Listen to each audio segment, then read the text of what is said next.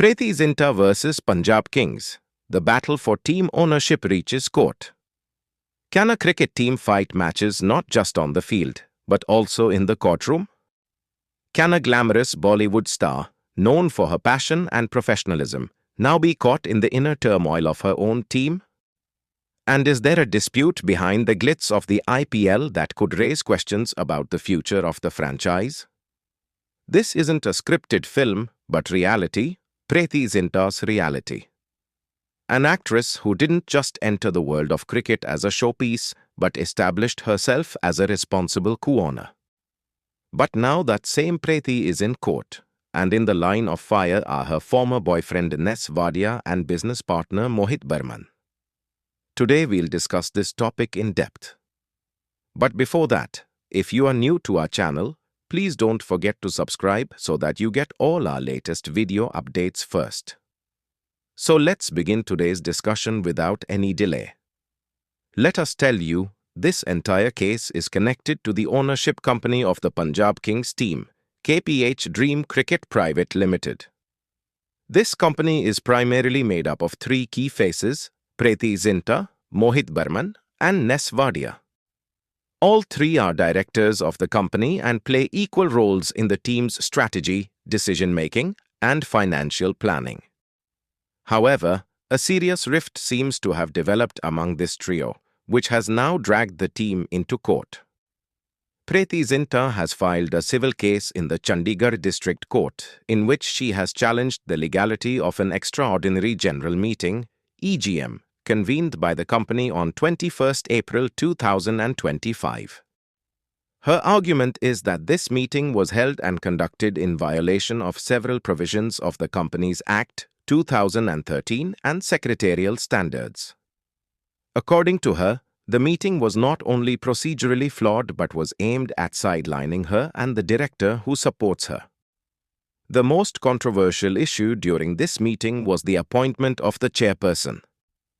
Preeti Zinta alleges that Ness Wadia was appointed as chairperson without mutual consent, whereas according to the rules, such a decision can only be taken when there is agreement among all directors.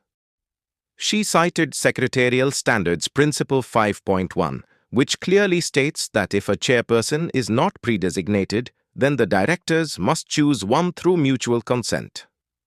When the issue was raised during the meeting, both Preeti Zinta and Karan Paul nominated themselves for the position of chairperson, resulting in a 2-2 split among the directors. In such a scenario, the rules clearly state that the decision should be deferred and the meeting adjourned. However, contrary to this, Mohit Burman and Ness Wadia continued the meeting and appointed a new director, Munish Khanna, as an additional non-executive director. This is where the matter became more complicated.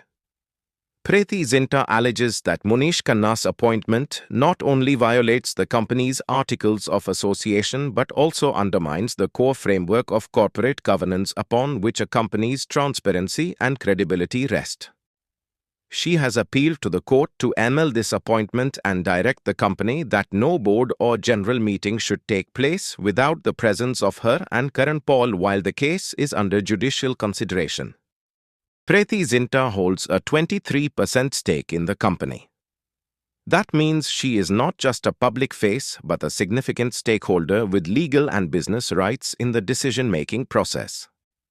If such critical decisions are being made without informing her or obtaining her consent, it is not only a violation of her rights but also points toward a major corporate conflict. Interestingly, Preeti had already objected to the meeting on 10th April via email. Yet, the meeting was convened, and all decisions were taken in a direction that seemed predetermined. Was this a pre-planned conspiracy? Is there an attempt underway to sideline Preeti Zinta from the company's decisions?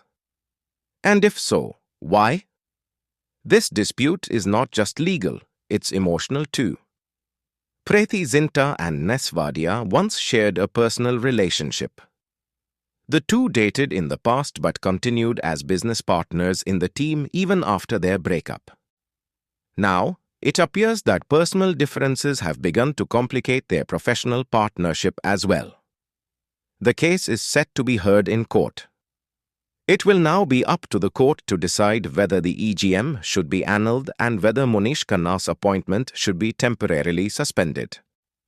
If the court rules in Preeti's favor, it could not only shift internal dynamics within the company but also influence the ownership structures and governance of other IPL teams in the future. On the other hand, what Mohit Burman and Ness Wadia's defense will be remains to be seen in the upcoming hearing. It's possible they will argue that the appointment was entirely lawful and done in the company's best interest. However, the issue at stake here goes beyond legal validity. It touches on ethics and respect for corporate process. In the corporate world, power struggles, ownership disputes, and battles for control often spill into the public domain. But when the matter involves the IPL, a high-visibility, high-investment league, and features a beloved Bollywood actress, it becomes more than just a corporate feud.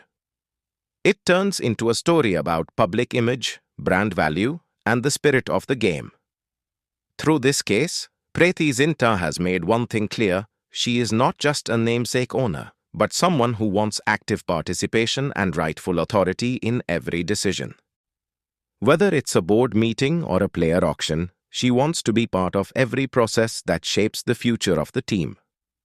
And that's why this battle is not merely about ownership, but about having a voice in that ownership. Trophies may be won on the field, but their foundation is laid in the boardroom. And if that boardroom is riddled with discord, mistrust, and power struggles, no matter how big the team, its foundation begins to weaken. The IPL is not just about cricket. It's an industry worth billions, powered by brands and emotions. And when cracks appear within it, the impact isn't confined to a single team. It can shake the very foundation of the league.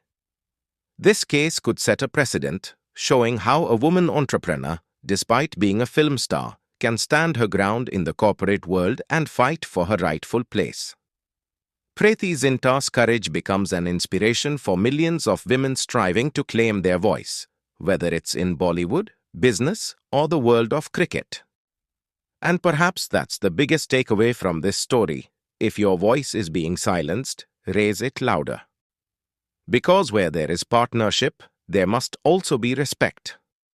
If our video has taught you something new, do not forget to like and share this video so that this information can reach others as well. Your likes and shares are a source of inspiration for us. If you have any questions or suggestions, please let us know in the comments. It will be our honor to answer your questions and listen to suggestions. And yes, if you like our content, subscribe to the channel and press the bell icon so that you stay connected with every new story. Thank you. GRT Business YouTube channel sources: news from various news agencies, opinion polls, and other public sources. We try to ensure that every report and summary is accurate and verified, but we are not responsible for any dispute or error. Our aim is only to provide you with accurate information.